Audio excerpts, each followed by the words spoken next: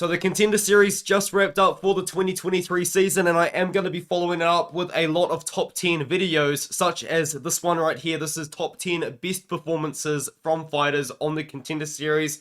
It is in a rough order, not necessarily like in order, but a rough order of who I think looked the best and kind of exceeded expectations. This is the top 10 best performances in my opinion, and I definitely have factored in, was the fighter an underdog? Was the fighter expected to lose? Was the fighter to win in this way and they won in that way? I definitely will be talking about quite a bit of that in this video. Before we do get into it though, let me know if you disagree with any of these. Let me know if you think I missed out on a performance that you think was better.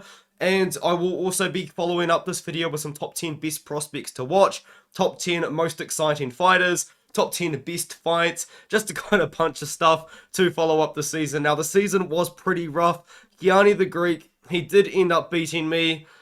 So we're 1-1. I mean, I beat him in 2022. He beat me in 2023. It's all going to be going down in the 2024 season. So if you want to watch that, subscribe to my channel, and we will be waiting until August of next year for that Dana White's Contender Series showdown in a trilogy between me and Gianni when it comes down to predicting Contender Series. But now, let's get into it. Top 10 best performances from the year. And I'm going to start off with, not necessarily number 10, as it is a rough order, but we're just going to say it's number 10. Jun Matsumoto, he is now 14-0.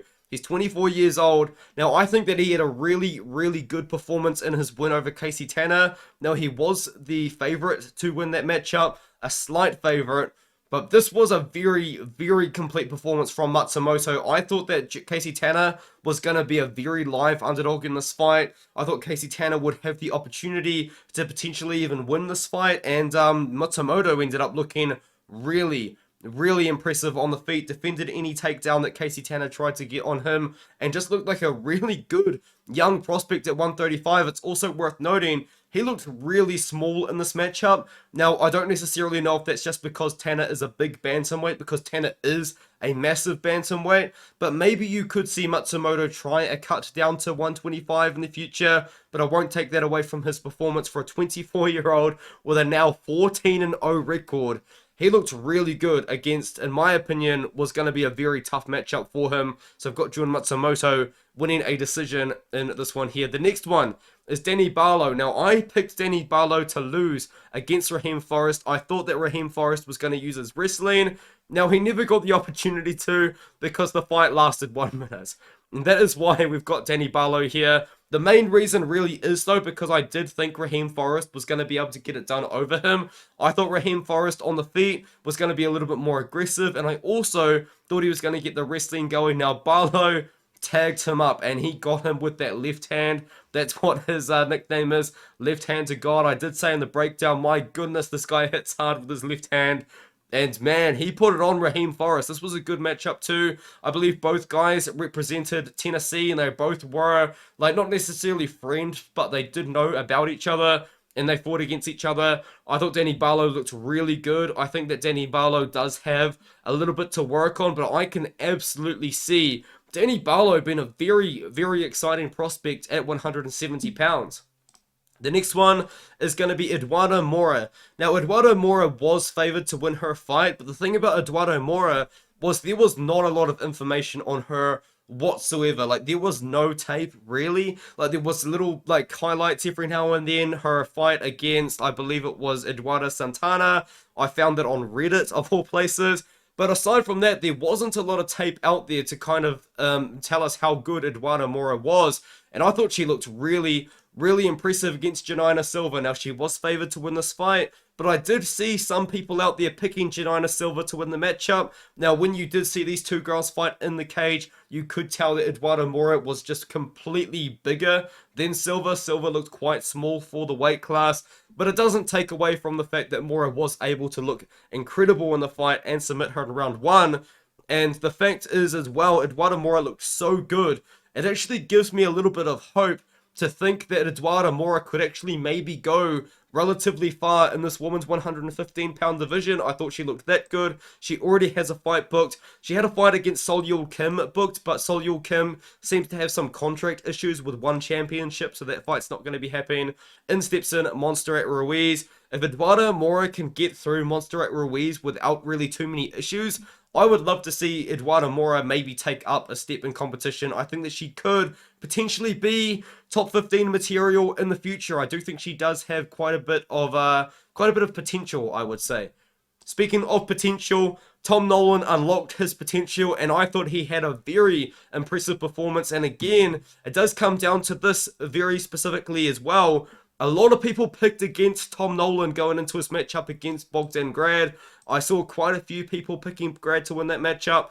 I personally was quite confident in Nolan. I really liked what I saw out of him when I was watching his tape, especially in this fight, because Bogdan Grad is small for the weight class. He's 5'8", not a very big bloke for 155, and Nolan is huge for the weight class. And in my opinion, I think you can see a little bit of Dan Hooker in the way that Tom Nolan fights. They're both pretty tall, rangy strikers. They both can wrestle and grapple. They both have pretty good gas tanks. And I thought Tom Nolan went out there and just looked incredible against Bogdan Grad. And I think that Tom Nolan, at the age of only 23 years old, I think if he doesn't try to rush anything, he's got all the time in the world, man. He's only 23 years old. He's not even in his prime yet of his career. I think that he could go far, and I think that he proved it against Bogdan Grad, who I will say there were a lot of people picking Bogdan Grad to win that fight. In fact, it was 50-50 on Tapology, and I'm very impressed with Nolan. I think at 6'3" at 155, he could go pretty far. I think there's definitely good fights out there. Really hoping he fights Mahashate at UFC China. That seems to be a fight that everyone's quite interested in seeing. We'll see if that ends up happening. Good performance from Tom Nolan, a young guy that was doubted coming into the fight, and he ended up winning. Now, Cesar Almeida. You will look at Cesar Almeida and you will see that he's only 4-0. He is 35 years old. He is pretty old to be a weight class, to be a guy coming in at 185 and then making his debut in the UFC. But it's not necessarily the fact that Cesar Almeida did win this fight, because I did think that he had a chance. But it's the way that he beat Lucas Fernando is the most impressive part about it. Now, Cesar Almeida, he had a kickboxing career, took on some good guys. Donovan West is no joke at all, took him on a couple times. We all know that Alex Bahia is quite good at striking. He had a trilogy against Alex Bahia. He had fights over at Glory Kickboxing as well, got a win over there. And then come over against Lucas Fernando. And once again, it's not necessarily the fact that he did win, it was the way that he won. Because in this fight, he out-wrestled and out-grappled Lucas Fernando, which is absolutely insane. And that is incredibly impressive, because the thing about Cesar Almeida was, you could see tape on him, but all he was doing was knocking people out in round number one. There's like, in fact, a lot of these fights you couldn't even see. But one thing you could tell was that he was an incredible striker. But me, and I believe like a lot of other people, kind of saw Fernando as a guy that could get takedowns, because Fernando in his more recent fights was wrestling, he was grappling, and I thought he was going to see a guy in Cesar Almeida as a guy that he could out-wrestle and out-grapple. Little did we know, Cesar Almeida is quite good at wrestling and grappling himself, and he has a fantastic debut lined up against Christian Leroy Duncan, and I think this is going to be a striking fight, and I think if it is a striking fight, this is going to be incredible to watch, because Cesar Almeida, trust me guys, we didn't see too much of his striking on the Contender Series, but Cesar Almeida's striking is incredible. And CLD, he's a pretty wild guy, man. He throws spinning kicks, he throws flying knees, he's a pretty aggressive, fun sort of fighter at 185. This is going to be a banger. If it's a stand-up fight, if we see a bit of wrestling, we're going to watch wrestling between two strikers, so it could be a little bit average. But if this is a striking fight, this is a fight. This is a good one, man. Trust me, you want to watch this one. When is it coming up? Later on next month. So it's going to be in about a month. Keep your eye out for this one. It's going to be a good one. Now, I've got Brenton Ribeiro up here pretty high up in my list. I believe we're now in the top 5 best performances on the Contender Series. And it really just comes down to who did he beat? Because he beat... I can't believe Bruno Lopez lost. I can't believe he beat him, to be honest. I did not see this coming. I don't think anybody saw this coming, man. Bruno Lopez coming in was one of the best light heavyweight prospects in the world. He was 11-0, minus 600 on Tapology. I think some sportsbooks had him over 1,000, like minus 1,000. huge favorite to beat Brenton Ribeiro. Brenton Ribeiro, if you watch tape on him, he's hittable, he gets hurt, he doesn't have good takedown defense, and he comes out here, man, against Bruno Lopez like Claudio Ribeiro. I've got no idea if they're related, but they look similar, they fight similarly, and that's what happened. Brenton Ribeiro comes out here absolutely swinging bombs, man, and Bruno Lopez just never really gets it going, and Brenton Ribeiro knocks him out in round 1. Incredible performance from a massive underdog. I think he was an even bigger underdog than plus 380. Now, he is going to be taking on Mingyang Zhang, and this fight is going to be in China. Now, there seems to be, maybe this card's in jeopardy due to Piotr Yan maybe not being able to fight. Who knows? But if this fight is in China or wherever it ends up being, I'm looking forward to it. This is a banger. If you guys don't know who Mingyang Zhang is, Mingyang Zhang's a pretty technical boxer who knocked out George Tokos in a round. So definitely no joke of an opponent there for Mingyang Zhang and Brenton Ribeiro. Two guys, I think these guys are going to put on another fun fight. This is another fight for you guys to look forward to. I am looking forward to it. I think this fight ends in the first round. Someone is getting KO'd. Now, I am leaning Zhang in that fight. Maybe it's a little bit of cope, but I really liked Zhang's performance against George Tokos. So, let me know. Let me know what you think of Ribeiro's performance. Let me know if you think he deserves to be up here. I think he does. Huge underdog, was completely slept on. Now we can move on to another guy I am very excited to see in the UFC. Carlos Prates, 17-6 record. Not a pretty record on paper, but this guy has the experience, man. We're talking about a guy with 23 pro fights, a guy that has been a pro fighter since 2012, and he come out here against an undefeated fighter, Mitch Ramirez, a guy that could have come out here and wrestled him, and he just picked him apart on the feet, man. I'm surprised he wasn't really able to get the round 1 finish, because that's what he was doing. He was on a massive streak in round 1 finishes. There was a round 2 finish in there, but he just picked apart Mitch Ramirez, kind of kept his distance, threw his straight punches like he does, threw his kicks kind of like he does, had his hands low and his chin out there. Like, this guy's style is so fun, but the way that he pulled it off and just really slowly picked apart Mitch Ramirez, if you watch that fight back, you can kind of just see Mitch Ramirez slowing down as Carlos Prates is just picking him apart. You know, he's staying patient, just picking him apart, and the way that Carlos Prates strikes with a very technical yet interesting to watch Muay Thai style, I think that we could see Carlos Prates becoming a pretty big name in the UFC if he can keep the fights that he's going to have on the feet, and if he can knock people out. Another reason why this fight is so impressive for Prates is it is a little bit of a bad stylistic matchup for him. I did see people on Twitter betting pretty big money on Mitch Ramirez. Now, I was picking Prates in the fight. I could see Ramirez potentially winning, but Prates, I thought he looked really good. Prates just had an incredible performance. I think he's a guy to keep your eye out for. Undefeated for a very long time, has a win over Joseph Luciano as well, which is very impressive. I think that we could potentially see maybe Carlos Prates not go super far in the rankings, but man, this guy's going to get some big wins in the UFC, and he is going to have some fun fights. The next one is Bogi Oki. Now, this is for a couple of reasons he's on my list. The main reason is who he beat and how he beat him. He took on Dylan Salvador, a former Glory kickboxer, a guy who actually had a very good kickboxing and Muay Thai record. I believe he was a Muay Thai world champion, kickboxing world champion, one of the two.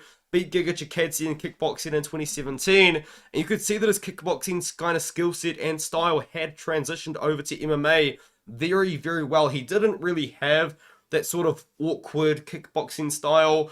This is a really bad comparison because Alex Pereira has had so much success in the UFC, but if you do watch Alex Pereira fight, he does have a kickboxing style where his hands are pretty low, his chin is kind of up and out there, and he kind of relies on him being able to kind of see everything that's coming. I think Yusri Belgari might be a better example of that because he didn't have that style. He had a more traditional MMA style in his kickboxing, and it looked really impressive on the tape and on the fights that he was having, and he's looking good on the ground.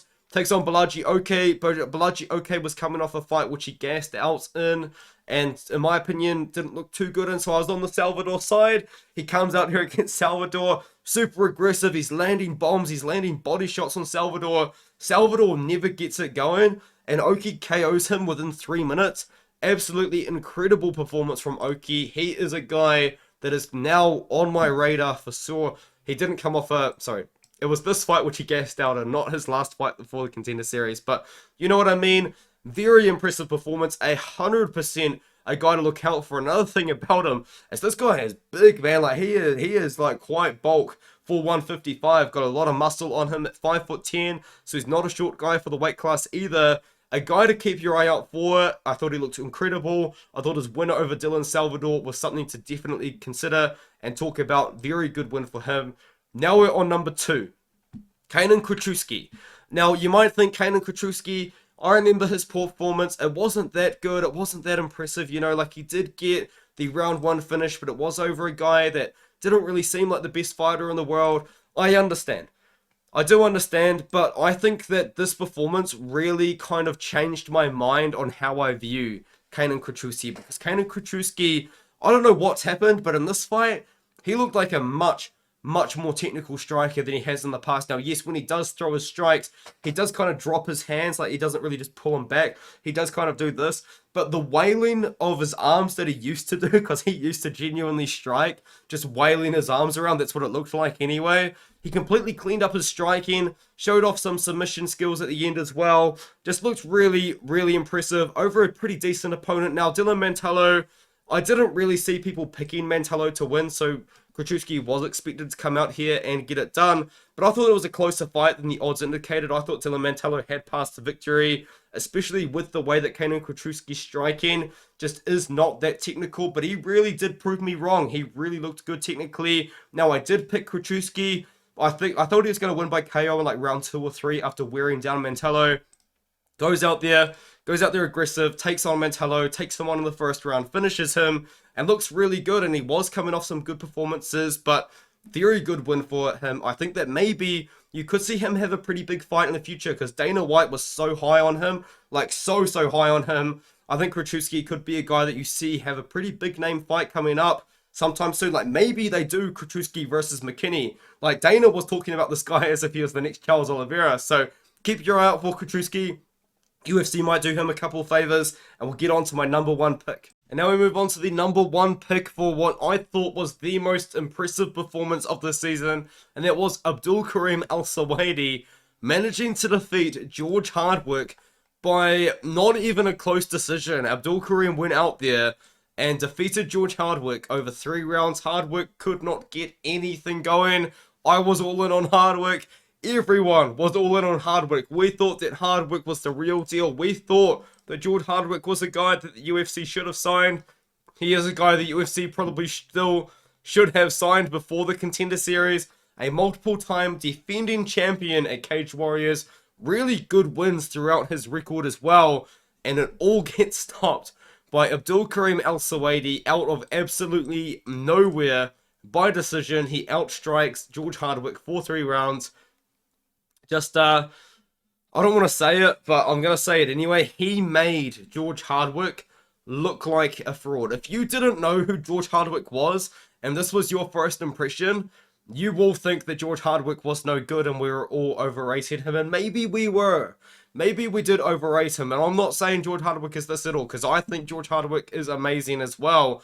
But the way that Abdul Karim Al-Sawaidi went out there and beat him, my goodness, dude, he did not make Hardwick look like as good as we all said he was, and that is a big shame for Hardwick. But if you do consider it, this is a little bit of cope. This is going to be me coping for my pick. So he comes out here, he has a pretty good career at Brave, beats a couple of pretty good guys, gets KO'd in the first rounds twice by people, moves over to the USA, and then beats a couple guys to pad his record a little bit, and then comes out here and just beats Hardwick out of nowhere. Like, what is going on, man? How did he manage to just absolutely dominate and destroy Hardwick the way that he did? I don't know, but I'm looking forward to seeing Abdul Karim in the UFC. I think he probably could make his debut maybe sometime early next year. Hopefully at the end of this year would be ideal, but man, I just can't believe that George Hardwick lost to him in the way that he did. So very good performance for Abdul Karim. I thought this was the best performance. Now, I do understand this is probably a performance most people will want to forget, because the George Hardwick believers like me are probably out there thinking, man, Hardwick shouldn't have been signed, man. He shouldn't have had to go through the Contender Series. but it is what it is. And yeah, that's my top 10 list of the best performances. I think Abdul Karim Al Sawaidi is a performance that a lot of people don't really remember, I think, but you've got to remember, this was a good win. He beat Hardwick, and the way that he beat Hardwick was so good. So he's my number one. Let me know what you think in the comments. Let me know your top 10. Let me know some top 10 ideas. Obviously, I'm going to do some pretty obvious ones like top 10 best prospects from the Contender Series, top 10 most exciting fights, top 10 most exciting fighters as well, because I think there's some guys that were signed off the Contender Series that are going to put on some absolutely banger fights in the UFC, and Vinicius de Oliveira will be very high up on that list to give you guys a little something. And now, with all that being said, thank you guys so much for watching the video, and I'll see you guys in the next one, which should be tomorrow, to be honest. But if you made it this far, I am having my first boxing fight on Saturday, so I'll be talking about that this weekend as well. And now, with all that being said, I'll see you guys in the next one.